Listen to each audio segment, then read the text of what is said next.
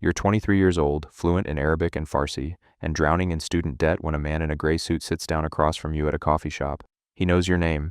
He knows your GPA.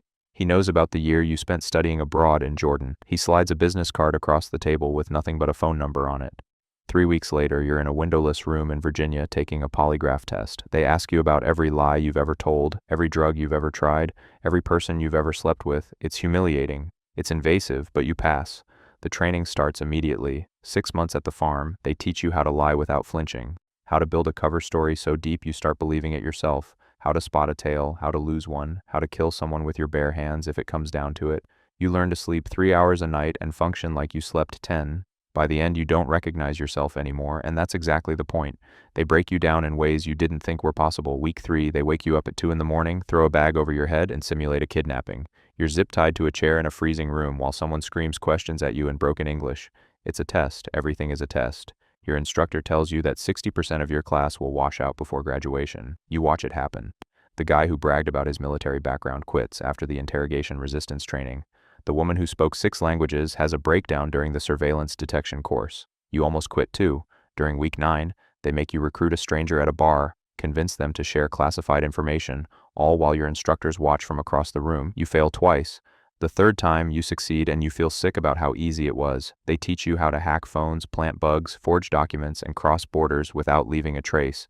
You learn that everyone has a pressure point and your job is to find it. By month 5, you've become someone your family wouldn't recognize. Cold, calculated, paranoid, and when you finally graduate, they don't throw you a party. They just hand you a passport with a name that isn't yours and tell you to pack light. Your new name is Daniel Foster, American consultant working for an energy firm in Istanbul. You've got a fake LinkedIn, fake references, a fake apartment lease back in Houston that someone at Langley is paying for. You memorized Daniel's entire life on the flight over, where he went to college, his ex-girlfriend's name, the scar on his knee from a skiing accident that never happened. You land in Turkey with 1 suitcase and a phone number you're supposed to call only if everything goes wrong. Your target is a Syrian arms dealer who moves weapons through the Turkish border.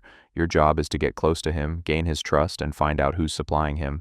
Could take weeks, could take months. You rent a studio apartment in Beyoğlu and start showing up at the same cafe every morning. You learn Turkish phrases, you make small talk with the owner. You become predictable, forgettable, exactly what you need to be. 3 weeks in, you spot him, Rashid Kallis, sitting at a corner table, chain-smoking, talking on 2 phones at once. You don't approach, not yet. You just exist in his world until he notices you first. That's how it works. And one morning he does. He asks you for a light. You don't smoke, but you bought a lighter 2 weeks ago just in case. You hand it to him and he nods, mutters something in Arabic you pretend not to understand. The next day, same cafe, he's there again. This time he asks where you're from. You say Houston, here for work. Something about energy contracts and permits. Boring enough that he doesn't ask follow-up questions. Week 5, he invites you to dinner, just like that. A restaurant near Taksim Square, expensive, the kind of place where everyone knows his name. You sit across from him and realize he's testing you, watching how you eat, how you drink, whether you're nervous. You're not. You've practiced this 1,000 times. He talks about business, about how difficult it is to move goods across borders these days. You nod along, play dumb, say you deal with the same red tape in your line of work. He laughs. Says maybe you two can help each other out. That's when you know you're in. But being in means you can't leave. You can't call home. You can't break character for even a second. Your handler contacts you once a week through an encrypted message buried in a spam email. They want names, locations, shipment schedules. You're getting close, but Rashid's not stupid. One wrong move and you're dead. 2 months in, Rashid calls you at midnight. His voice is cold. He needs a favor. Now. A car picks you up 20 minutes later. No explanation, no small talk. Just 2 of his guys in the front seat staring at you through the rearview mirror. They drive you an hour outside the city to a warehouse near the coast. Rashid is waiting inside, standing next to a man tied to a chair, blood dripping from his nose. Rashid looks at you and says, "This man stole from me." He hands you a gun. Prove you're not a cop. Your heart is pounding so hard you can barely breathe. Every second of training runs through your head. You can't kill an innocent person, but if you don't, you're blown. Your cover's gone. You're dead. Rashid is watching your face, reading every micro-expression. You take the gun. It's heavier than you expected. The man in the chair is begging in Turkish. You don't look at him. You look at Rashid and say, "I'm a consultant, not a killer. If you need someone dead, you've got plenty of guys for that." Rashid stares at you for what feels like an eternity, then he laughs, takes the gun back, says he just wanted to see if you'd panic. You passed, but your hands don't stop shaking for 3 days. After that night, everything changes. Rashid trusts you now. He brings you into the inner circle. You're not just some American he met at a cafe anymore. You're at the table when deals go down. You see the shipments, crates of rifles, explosives, anti-aircraft weapons heading to militia groups you've only read about in classified briefings. You memorize faces, license plates, drop-off locations. You feed it all back to Langley through those buried emails, but you have to be careful. Too much information too fast and Rashid will know someone's talking. You start attending meetings in back rooms of restaurants, warehouses at the docks, private homes in gated neighborhoods. You shake hands with men who've killed more people than you can count. They offer you tea. They laugh at your jokes. One of them calls you brother. And the worst part is, you're starting to feel comfortable. You know their kids' names. You know who's having marriage problems. You're not pretending anymore. You're living it. Daniel Foster feels more real than your actual name. At night, alone in your apartment, you stare at the ceiling and wonder how much longer you can do this. Your handler says they're close to moving in, just a few more weeks. But weeks turn into months, and you're so deep now you're not sure there's a way out. His name is Aaron, Rashid's right-hand man. Quiet, observant, the kind of guy who notices everything. He's been watching you for weeks now, and you can feel it. At first you think you're being paranoid. Then one night at dinner, he asks you a question in perfect English. "Tell me, Daniel, what part of Houston are you from exactly?" You say West University without hesitation. That's the cover story. He nods slowly, says he has a cousin in Houston. Maybe you know the area near Richmond Avenue? You do. You've studied the maps, memorized street names. You talk about traffic on the 610 loop, about the humidity, about restaurants you've never actually been to. He smiles, but his eyes don't. The next week, he's always there, sitting across from you at meetings, showing up at your apartment unannounced to give you a ride. He starts asking about your company, wanting names of coworkers, client references. You give him the fake ones Langley built, but you know he's checking. You send an urgent message to your handler. They tell you to stay calm. Don't run. Running confirms guilt.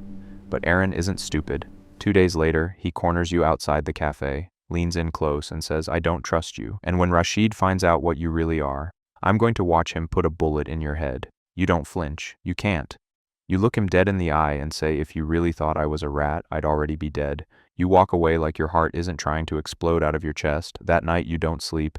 You sit in the dark with your go bag packed, waiting for headlights outside your window, waiting for the knock on the door that means it's over. It doesn't come. The next morning, Rashid calls you, casual, friendly, says he needs you at a meeting tonight. Important clients. You say of course, like everything is fine. But you know Aaron talked to him. You can feel it. You show up to the meeting and Rashid greets you with a hug, pulls you aside, says Aaron thinks you're hiding something. You laugh it off.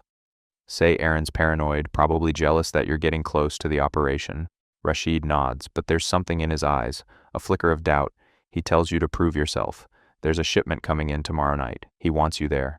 Wants you to help unload it. Wants to see you get your hands dirty. You agree because you have no choice. But the second you leave, you send a message to Langley. They respond in 2 words. Abort. Extraction in 48 hours. You've got 2 days to survive without Aaron figuring out you're about to disappear.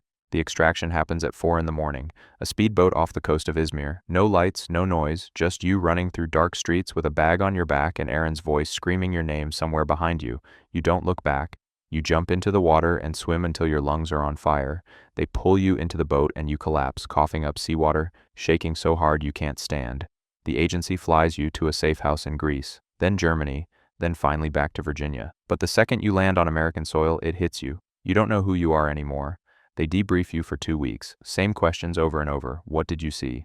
Who did you meet? Did you compromise the operation? You answer everything like a robot. They clear you, say you did good work, hand you an envelope with a new identity, an apartment in Denver, and a job at a consulting firm that doesn't actually exist. They tell you to disappear, start over, forget Daniel Foster ever existed. But you can't. You wake up in the middle of the night reaching for a gun that isn't there. You flinch every time someone speaks Turkish on the street. You see Aaron's face in every crowded room. You try calling your family. Your mom picks up and asks where you've been for the last year. You tell her work stuff, consulting overseas, couldn't really talk about it. She says you sound different. You are different. You can't tell her that you spent 8 months lying to everyone you met, that you watched people get tortured and did nothing, that you almost died in a warehouse because an arms dealer wanted to test your loyalty, so you just say you're tired and you'll visit soon. You never do. The agency sets you up with a therapist. Classified clearance, someone who's heard it all before. You sit across from her and she asks how you're adjusting. You lie, say you're fine. She doesn't believe you. She asks if you're having nightmares. You are, every night. Rashid finding out. Aaron putting a gun to your head. The man tied to the chair. You tell her you're handling it. 3 months in, you're walking through a grocery store in Denver and you hear someone speaking Arabic. Your body goes into fight or flight. You drop everything and leave. You sit in your car shaking for 20 minutes, you don't go back inside. The agency calls and offers you another assignment, something in South America, new identity, new mission. You almost say yes because at least undercover you knew what you were supposed to be.